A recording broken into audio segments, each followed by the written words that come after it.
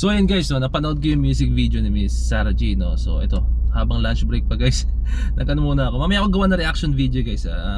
Ano siya? Actually kung makikita niyo yung title, hindi siya music video, no.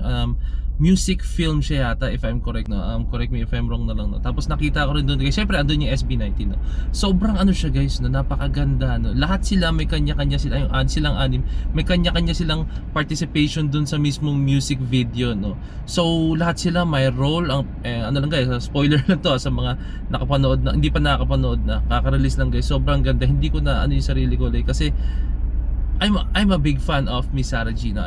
Sobrang big fan ako ng Miss Sarah G, no? Tapos makakasama pa niya ang SB19 ng ating mahal Lima, no? So sobrang natuwa ako nakita sa isang frame, no? And alam mo, i-release nila yung music video na yun, tapos kasama niya yung SB19, no? Ang sa akin lang naman dito guys is may kita mo dun yung art po talaga, no? And lahat sila, anip, may participation sila sa nangyari, no? Spoiler guys, spoiler. Isa sa nakita ko dun guys is yung kanilang individual na pinagdaanan or kung ano yung connection nila ron sa pinaka, actually parang antagonist yun guys, no, yung lalaki na yun, no. Si Josh, simulan natin siguro kay Pablo, no. Si Pablo, ang participation niya ron or ang role niya doon, no, ang character niya is ano siya, hindi ko lang maklaro guys kung si Lily yung babae, siya ay girlfriend ni Pablo or best friend or ex, hindi natin alam. Tapos ano siya, naging close siya dun sa lalaki, yung antagonist, no. Tapos yun, parang kaya masama ang loob ni Pablo kasi alam niyang hindi maganda yung intention ng lalaki na yun kay Lily. And bad news talaga yung lalaki na yun kay Lily, no? And then kay Josh naman, hindi, kay Philip naman, kay Ken, ang role niya ron guys is ano siya, sa poker, no. Wala ko masyadong alam sa poker guys, as in, wala ko masyadong alam sa poker. Pero ang kanyang role dun guys is ano siya, yun, siya yung kalaban, no. Hindi siya umatras sa kahit anong laban, kaso dinaya siya ng lalaki, no, which is yun yung magiging reason kung pwede siya ang papatay na, no. Si Pablo pwedeng siya yung reason kasi yung plot twist sa dulo, may ako na lang kwento, no. Okay, yung next naman is si Stel. Hindi ko lang sure guys kung si Stel yung may-ari talaga ng bahay, kasi ang nangyari dun guys sa video guys, no, meron naka-display na gitara, tapos sabi regalo daw ni Pepe Smith yung gitara na yun sa papa niya, tapos pinagtripan nung lalaki yung antagonist, no? Hindi ko matandaan pangalan niya guys, I'm very very sorry, no. Pinagtripan tapos binasag niya yung gitara for some reason, di nadala kung bakit, baka bully lang talaga siya kay Stel, no. So ayun, yun yung dahilan ni Stel, no, kasi importante sa kanya yung gitara na yun, no? Baka pwedeng wala na yung tatay ni Stel sa storya, tapos patay na or what, no. Tapos importante sa kanya yung gitara na yun kasi yung gitara na yun nagre-represent sa tatay niya po talaga, no. Tapos sino pa ba? Ang next natin ay si Justin. Si Justin naman ang pinaka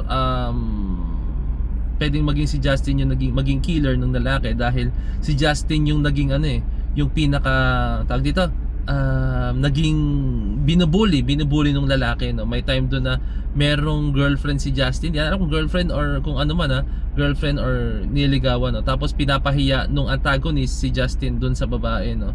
So tapos after nun guys, no, yun, pinahiyaan si Justin, kumbaga si Justin na inis, no, kasi since alam mo yun, parang narinig ko kasi pagkakalala ko parang magkaklase sila before ng antagonist, tapos yun, parang binubuli na siya before yata dati, tapos sinabi dati ganito ka na, tapos ngayon ganyan ka na, tapos kinuwento pa yung life story ng pamilya niya, which is hindi na dapat, no, kasi syempre personal stuff na yun, no? And then ang sumunod si Josh naman, ng connection niya doon guys is hindi ko rin maklaro guys. I think ang reason guys, so papanorin ko siya, gawa ko siya reaction video mamaya guys pagka uwi ko guys, I promise guys, no? Ngayon ka lang gusto, papanorin ko siya and gawan na siya na reaction video, yung pinaka regarding sa music video guys, no, since napanood ko na siya, no. Ngayon ko lang gagawin talaga itong ganito guys, kasi hindi ko na mapigilan yung sarili ko na panoorin, And yun, yung si Josh, parang best friend siya or close friend siya ng lalaki, pinagtatakpan niya, pareho sila ng trip, pero parang sumobra na yung trip ng lalaki, no. So yun yung role ni Justin dun guys, no. Tapos yung si ano naman, si Miss Sarah Geronimo naman, no, siya yung kapatid ni Lily, no, which is siya yung pinaka tawag dito, may connection talaga kay Lily, no, since kapatid siya. Hindi ko alam kung kapatid o mag-anak, basta pagkakalala ko parang kapatid yata siya, no. Tapos nakita niyang hinahalay po, o sabihin na natin may masamang gagawin yung lalaki, no, sa kay Lily, no, since lasing na sila dalawa, no. Tapos nakita ni Sarah Geronimo, no, kasi gabi-gabi na, tapos pinuntahan niya rin sa bahay, nakita niya rin maaktong may gagawin na dapat yung antagonist kay Lily, no, which is kapatid ni Sarah Geronimo, no. Tapos si Pablo, nakita pa niya si Sarah Geronimo, parang sumugod, tapos sinabihan ni Sarah Geronimo, wala kang kwenta, no. Sinabihan niya si Pablo walang kwenta kasi baka boyfriend niya si Pablo, or pinagkatiwalaan niya si Pablo, or nililigaw ni Pablo yon si Lily, or hindi natin alam, baka boyfriend niya or ex na niya, no. Kumbaga siguro pinagkatiwalaan ni Sarah Geronimo si Pablo, kaso soft yung character kasi ni Pablo doon, guys, parang sa lungat ng Pablong kilala natin, no, medyo soft siya doon, no? Hindi siya yung Pablong kilala nating matapang, no. Soft siya doon, like hindi niya kayang ipaglaban yung kung ano yung gusto niya, no, ganon. Pero alam niyo na si Pinuno, no, kaya niya ipaglaban sarili niya, no. So lahat sila, guys, meron silang motibo para patayin yung lalaki, no. So ulitin ko sa inyo, review natin, ha. Sa bandang dulo kasi, guys, meron dong parte na si Justin, lahat sila parang may ginawang masama, like hinampas, sinapak, tinulak, may ganun, parang flash eh. Hindi ko lang sure, guys, kung anong ibig sabihin, no. Hindi pinakita ron na lahat sila sumugod eh. Ang nangyari, isa-isa sila, parang ganun yung nangyari, no. So ayun yung gusto ko malaman mamaya pag pinanood ko. Pero sa base sa aking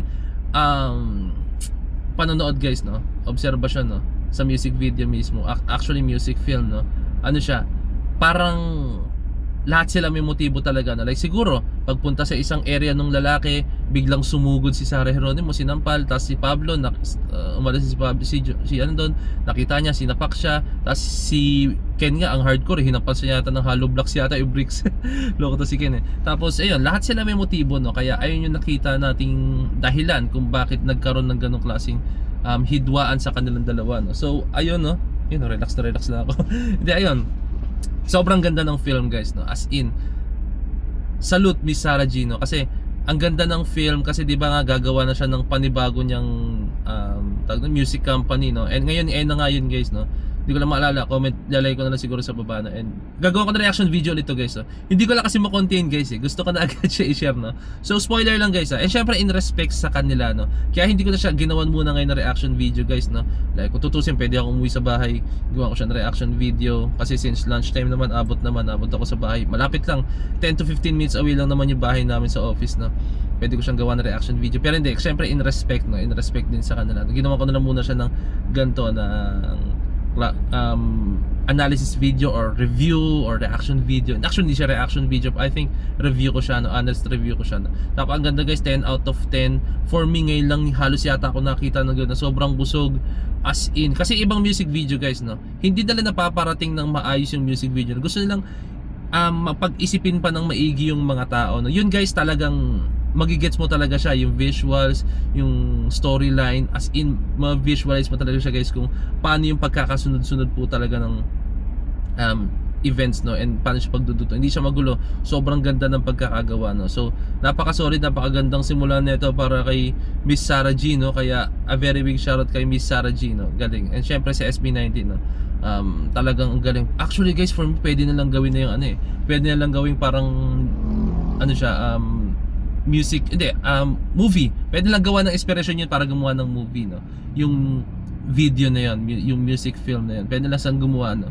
Baka hindi nga alam, guys, baka teaser lang yan, let's go, baka teaser lang yan, hindi na alam, no. So ayun lang naman, guys. Panoorin nyo, guys, lalagay ko rin siguro link sa baba, no. So promise ko sa inyo, mamayang gabi gawa na siya na reaction video, panoorin natin siya, no. Pero sa ngayon, hayaan mo nating tawag dito, umangat yung views, yung engagement ng videos, no. Hayaan mo na siya, guys, no. Syempre deserve nila, pinaghirapan nila yun, no. In respect kay Miss Sarah G, no, and then sa SB19 at the same time, no. Galing, napakaganda. Shoutout, solid, no. Kung may mga na-miss man ako, I think abangan nyo mamaya sa reaction video ko, nagagawa ko sa reaction video. Doon ko i-discuss yung mga hindi ko na-miss, mga hindi ko na-tackle ngayon, no. Ayun, baka may mga pansin pa ako doon na hindi ko napansin, no. So ayun lang, guys, panoorin siya, stream nyo siya, guys, no. Yan, let's go. Thank you so much, let's go. G.